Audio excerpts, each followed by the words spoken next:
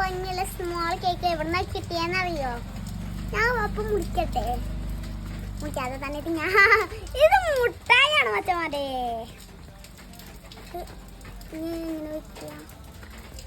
ആ വെക്കാനും എടുക്കാനും പറ്റുന്നതാ.